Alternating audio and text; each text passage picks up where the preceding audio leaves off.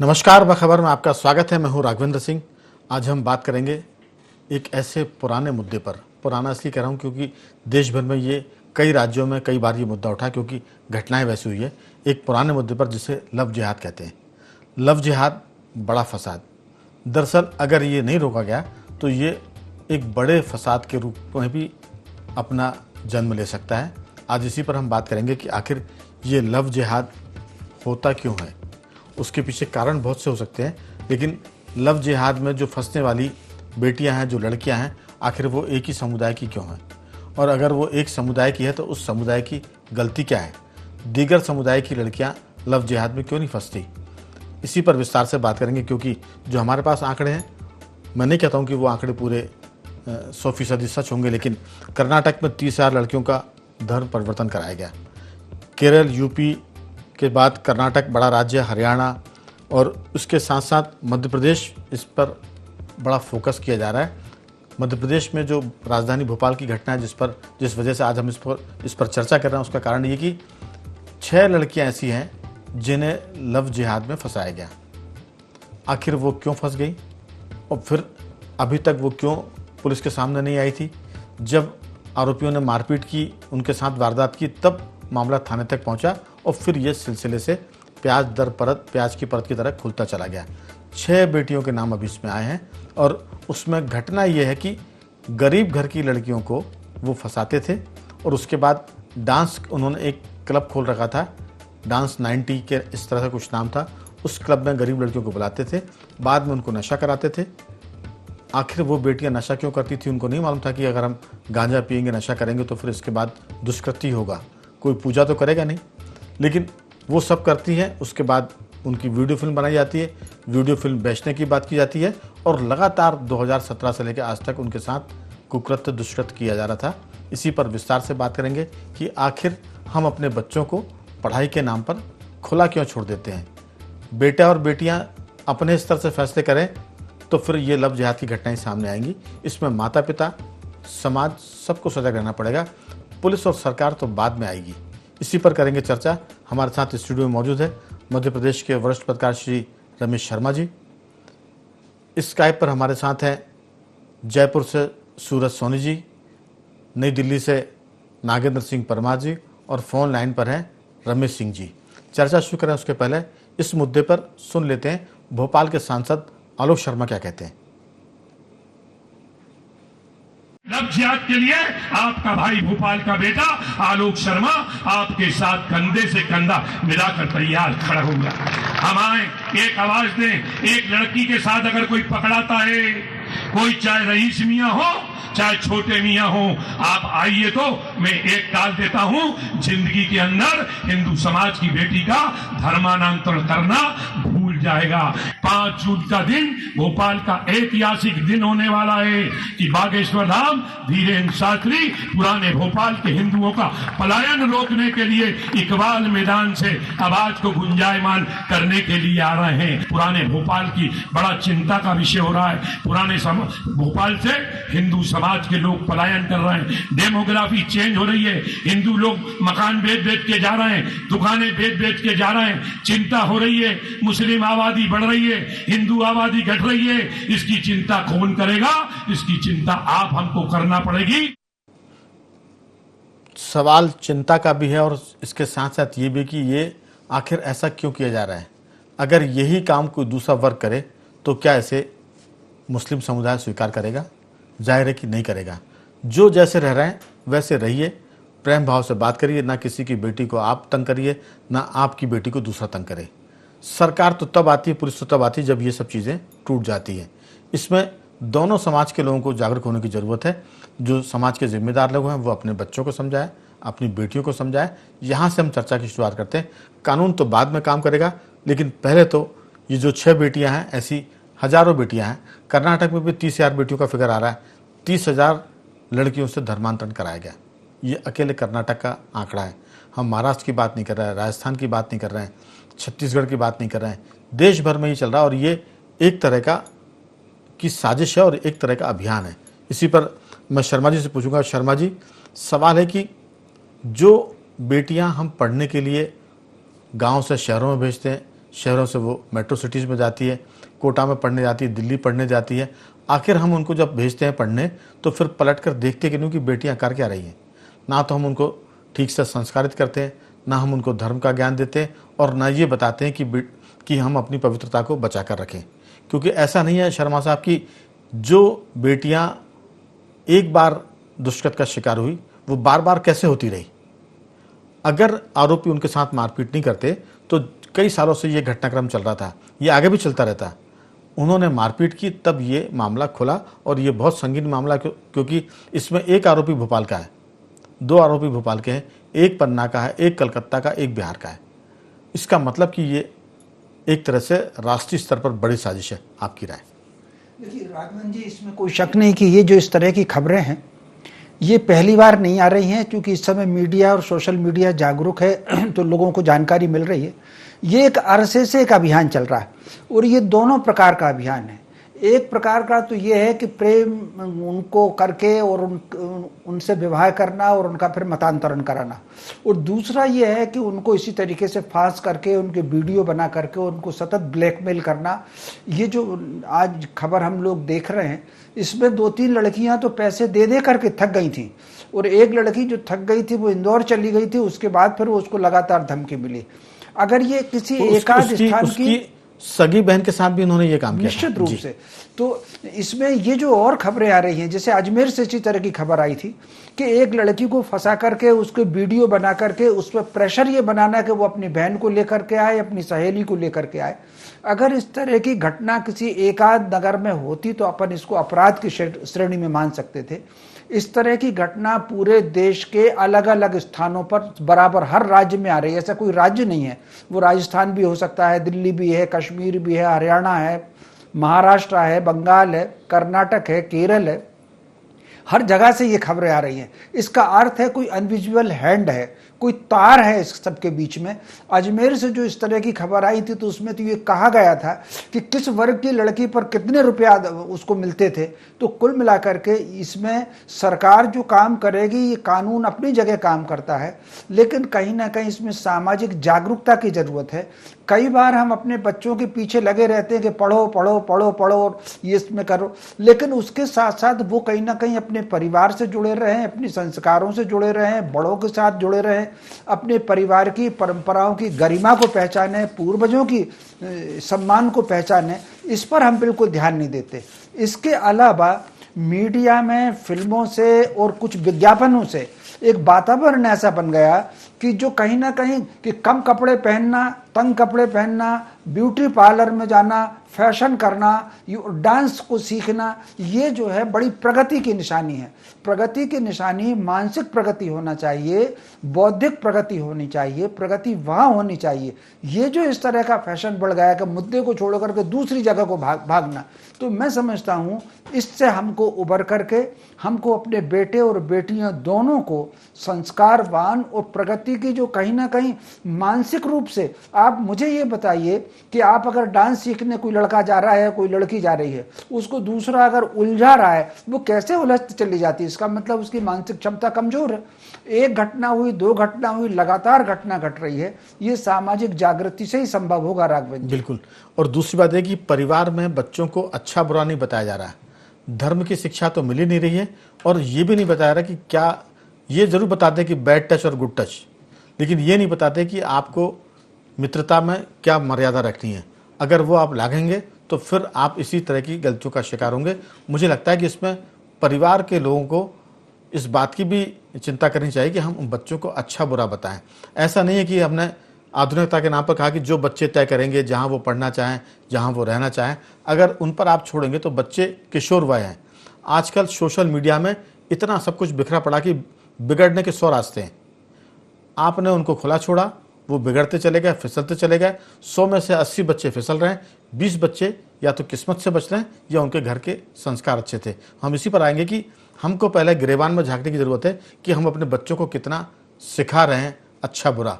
आप bad touch good touch तो सिखा रहे हैं, लेकिन किससे दोस्ती करना है, किस सीमा तक करना है। और अगर आपने पढ़ने के लिए भेजा है, कोचिंग के लिए भेजा है, चाहे आपने कोटा भेजा हो, चाहे आपने दिल्ली भेजा हो, चाहे आपने कहीं भी भेजा हो, आप अपने बच्चों की निगरानी करिए, वीडियो कॉल पर उनसे बात करिए, उनके रहन सहन पहनावा पर नज़र रखिए।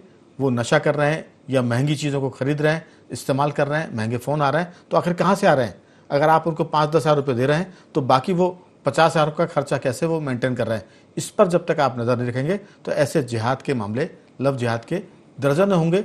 हम चर्चा करके ख़त्म कर लेंगे चीज़ों को। घटनाएं लगातार चल रही हैं, जब वो जानकारी में आती तब चर्चा होती है। ये घटना भी नागेंद्र जी, भोपाल की जिस घटना का हम जिक्र कर रहे हैं उसमें आरोपी 2017-18 से इस काम को कर रहे थे और 2017-18 से 2025 है, यानी 7-8 वर्ष तक वो उनका शारीरिक दोहन, शोषण सब कर रहे हैं और सब कुछ मज़े से चल रहा था अगर वो आरोपी पिटाई ना करते तो ऐसी कई चीज़ें हैं जो चल रही होंगी।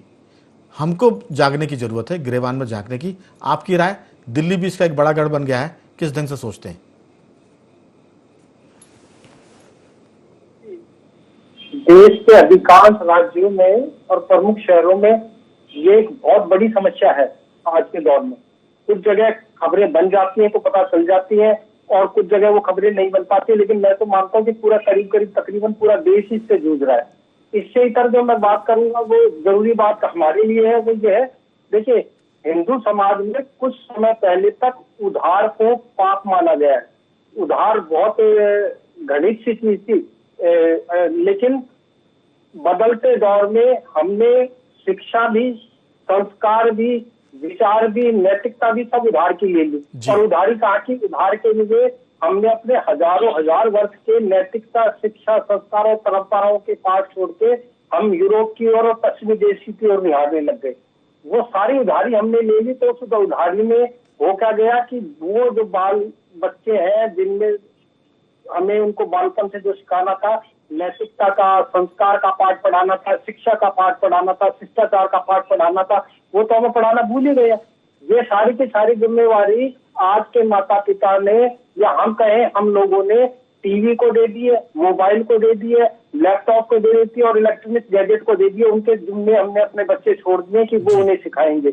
और तकनीक और आधुनिकता की दौड़ के नाम पे हर माता पिता तकरीबन अपने बच्चों को आधुनिक दिखाने के नाम पे, जैसे कि मेरे पूर्वक्ता से शर्मा जी कह रहे थे कि भाई वैचारिक रूप से, बौद्धिक रूप से अगर हम प्रगतिशील है तो बहुत अच्छी बात है, लेकिन हमारी प्रगति तो हमने अपने कपड़ों में, जूते में, पहनावे में, खान पान में, दिखावे में, इनमें हमने अपनी प्रगति ढूंढ ली है। तो ऐसी झूठी प्रगति और चकाचौंध और आधुनिकता की अंधी दौड़ में हम अपनी एक पूरी पीढ़ी को खराब कर चुके हैं। बिल्कुल। जो मॉडल हमने उधारी का यूरोप से अपनाया है, यूरोप में दोबारा ये आ गया है। यूरोप वाले अजीज आ चुके हैं, वहां अपने इन बच्चों का वो हश्र देख के कि वो लगातार नशे की गर्त में जा रहे हैं, वो तेज रफ्तार वाहन चला के अपने जीवन को लील रहे हैं, वो अकारण गुस्से में आके गोलीबारी कर रहे हैं, वो मारपीट कर रहे हैं। इसके चलते यूरोप में इस तरह के मॉडल दोबारा बनाए जा रहे हैं कि बच्चों को दोबारा रोडों के किनारे या दोबारा पार्कों में भेजने की कोशिश हो रही है। उनके लिए लाइब्रेरियां दोबारा तैयार हो रही कि लाइब्रेरी में उत्साहित किया जा रहा है, कि बच्चों को प्रोत्साहित किया जा रहा है कि ज्यादा से ज्यादा बच्चे लाइब्रेरी जाएं। लेकिन हमने तो अभी यूरोप में मॉडल पूरी तरह हावी है, हम तो उसी खुमारी में डूबे हैं और उस खुमारी में डूबे हुए हम अपनी पूरी पीढ़ी को तबाह करने के लिए तैयार है। आप ये देखिए कि कुछ वर्ष पहले तक सब स्कूलों में नैतिक शिक्षा का एक पाठ्यक्रम हुआ करता था। आज वो कई दिन नैतिक शिक्षा को हम पढ़ने के लिए राजी नहीं है, न शिक्षा महकमा पढ़ाने के लिए राजी है। जब हम नैतिक शिक्षा नहीं पढ़ेंगे, हमारी कॉमिक्स ऐसी हुआ करती थी जिसमें विक्रम बेताल की कहानी थी, जो भी हमें नैतिकता की, शिष्टाचार की, संस्कारों की शिक्षा दिया करती थी। चाचा चौधरी जैसी पुस्तकें हम पढ़ा करते थे जिसमें ज्ञान की, परख की समझ हुआ करती थी, वो सब तो गायब है। तो जब वो है ना कि बोया पेड़ बबूल का तो हम तो उस हालत में। नागेंद्र जी, एक विज्ञान में कहा जाता है कि अगर बोझ ज्यादा है और आप उसको उठा नहीं सकते तो उसको खिसका दीजिए। खिसकाने में ज्यादा ताकत नहीं लगती। हम इस बोझ को खिसका रहे कि नैतिकता की शिक्षा नहीं मिल रही, ये तो सबको नहीं मिल रही है, लेकिन हिंदुओं की जो बेटियां हैं वही क्यों बिगड़ रही हैं? असल में हमारा जो टैलेंट है हमने उसको फोकस कर दिया इस बात पर कि आपको नंबर लेके आना है। वो 100 में से 100 नंबर लेके आ रहे हैं, लेकिन हम उनको नहीं बता रहे हैं कि शरीर और मन की पवित्रता बनाए रखनी है। अगर आप लिव इन में रहेंगे तो आपकी पवित्रता खत्म हो जाएगी, फिर आपका दैहिक शोषण होगा और फिर आप बाजार में आ जाएगी। हम ये कहते हैं कि आपको पैकेज लेना है, आप 100 में से 100 नंबर लाइए और आपको 1 करोड़ का पैकेज लेना है। तो बेटियां 100 में से 100 नंबर ला रही हैं, वो लाखों करोड़ों का पैकेज दे रही है, लेकिन हमने उनको नहीं बताया अपने घर में कि हमको धार्मिक आधार पर कैसे संयमित रहना है, कैसे मर्यादित रहना है और कितनी दोस्ती को कहाँ तक लेके जाना है, हमने छूट दे दी है। और वो छूट है आवारगी की, स्वेच्छाचारिता की, मनमानी की। इस और कहते हैं कि साहब क्या करें, बच्चे बड़े हो गए, वो सुनते नहीं हैं। लेकिन हमारे बच्चे क्यों नहीं सुनते, बाकी के बच्चे क्यों सुनते, इस पर गौर करने की ज़रूरत है। मैं लौटूंगा, क्योंकि घर के संस्कार जब कमज़ोर होते हैं तो फिर आपका जो टैलेंट है, कहते हैं ना कि तलवार में धार होती है, वो दुश्मन को भी मार सकती है, और अगर आपको चलाना नहीं आता तो आपको भी मार सकती है। तो हमने अपने टैलेंटेड बच्चों को दूसरे काम में लगा दिया, पैकेज में लगा दिया है, और 100 में से 100 नंबर लगाने में धार्मिक संस्कार उनके 0 कर दिए। हमारे साथ जुड़े हैं टेलीफोन लाइन पर रमेश सिंह जी।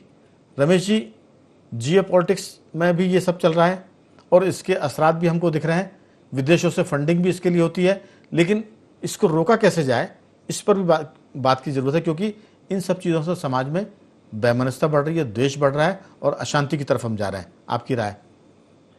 राघवन जी, इसका सबसे महत्वपूर्ण पहलू यह है कि ये एक इस्लामिक फिनोमिना है।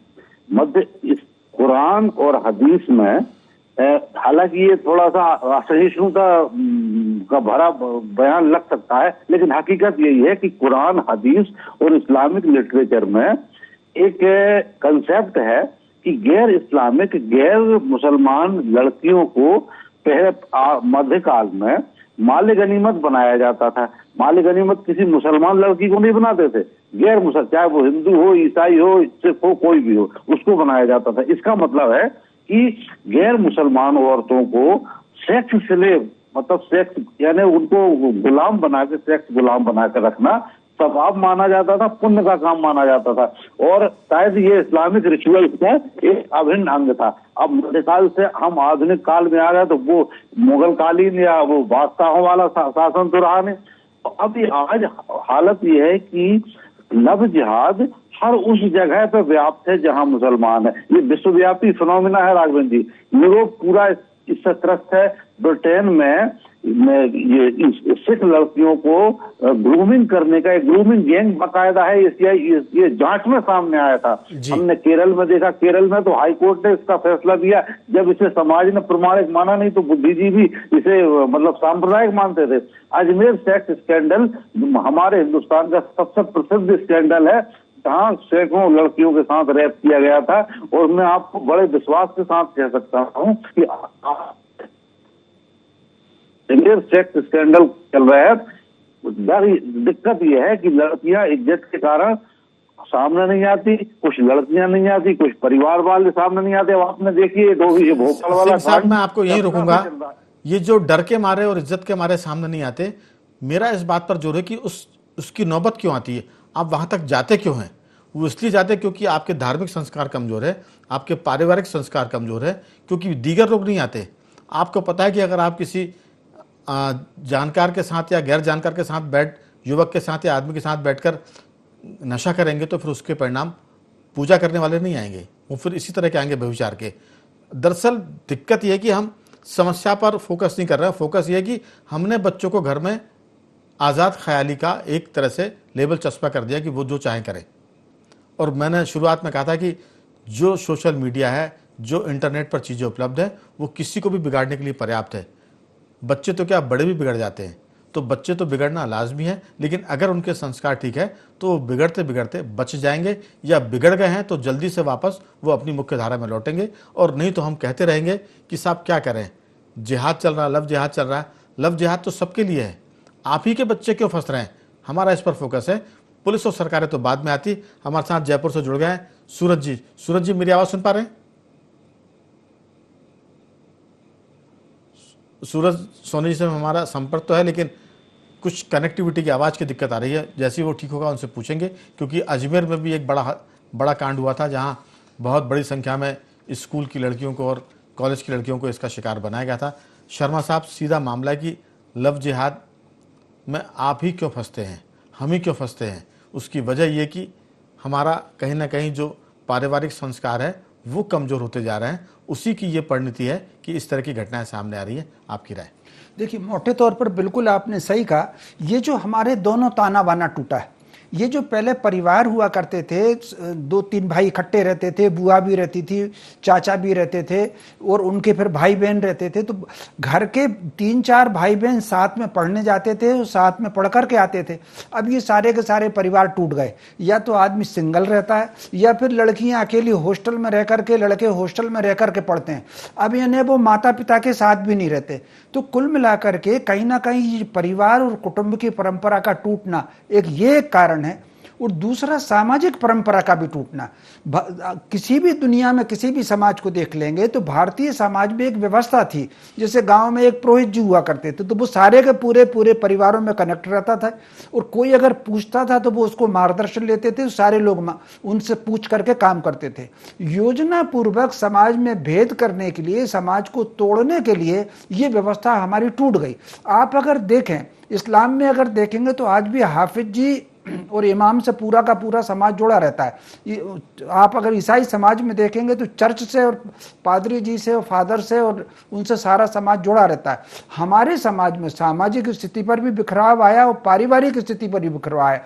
इसका न केवल हमारे बच्चों पर असर पड़ रहा है, आप देख लीजिए वृद्धाश्रमों में भी अगर आप देखेंगे तो ज्यादातर जो सीनियर सिटीजन है वो सनातनी ही मिलेंगे आपको, दूसरे लोग वहां पर नहीं मिलेंगे।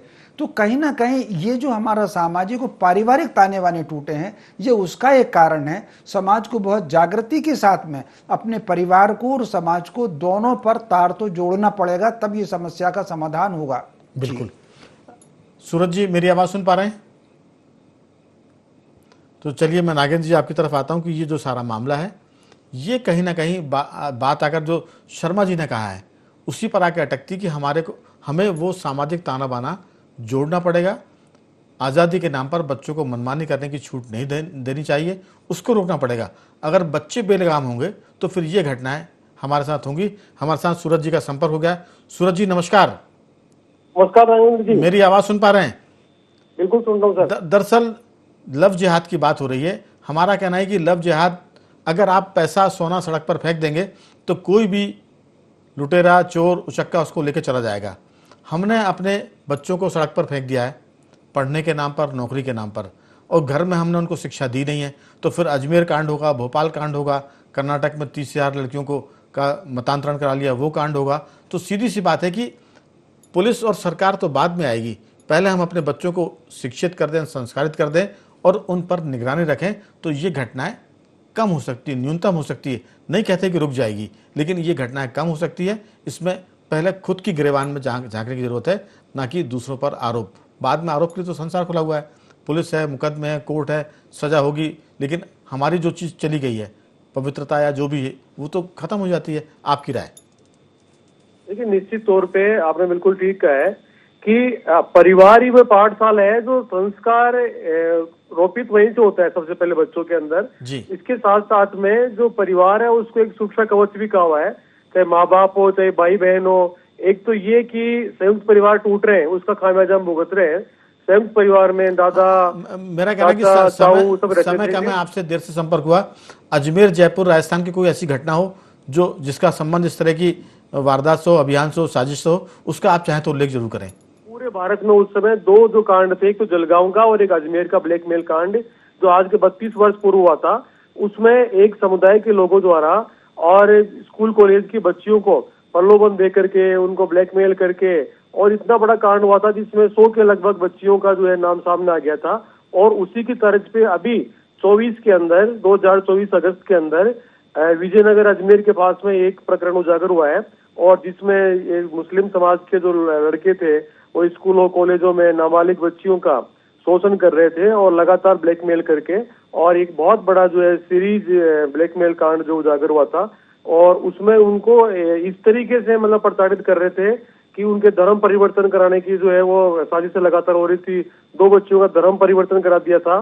तो मैं समझता हूँ कि इसमें कहीं ना कहीं समाज की बड़ी भूमिका है। एक वह समाज जो अपने बच्चों का ठीक से ध्यान नहीं रख पा रहा है, और दूसरा वह समाज जो अपने ऐसे कृत्य करने वाले बच्चों को बजाय उनको दंडित करने के उनको प्रोत्साहित करते हैं, आगे आते हैं, उनको बचाते हैं, उनका प्रोटेक्शन करते हैं। तो उसका खामियाजा जो है वो दोनों समाज भुगतते हैं। और ये जो दरारें भी बढ़ रही है, साथ साथ जो लव जिहाद की घटनाएं, ये एक सीरीज के रूप में सामने आती है बिल्कुल। और इससे वेमनस से फैलता है जो समाज के साथ साथ में देश को भी नुकसान पहुंचाता है। बिल्कुल सूरज जी, समय की कमी, मैं दोबारा आपसे लंबी बातचीत करता लेकिन देर से आपसे संपर्क हुआ। हमारा कहना है कि आरोपी तो आरोप वारदात करेंगे, आप उससे बचने के लिए क्या कर रहे हैं, इसी पर पूरा फोकस है कि जिहाद तो चल रहा है, लव जिहाद, लेकिन आपने बच्चों को क्या बता के रखा है?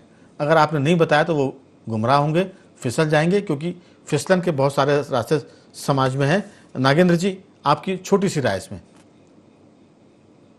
देखिए, अगर हम अपने बच्चों को पारिवारिक, धार्मिक और नैतिक संस्कार देने में विफल रहते हैं और ये संस्कार उन्हें टीवी से, मोबाइल से या और इलेक्ट्रॉनिक गैजेट से मिलते हैं, मान लीजिए लैपटॉप से, इनसे मिलते हैं, तो फिर वो संस्कार इन पीढ़ी की तरह बिल्कुल, तो संस्कार, जी, संस्कार देने की जरूरत है। सिंह साहब, कुछ कहना चाहेंगे आप?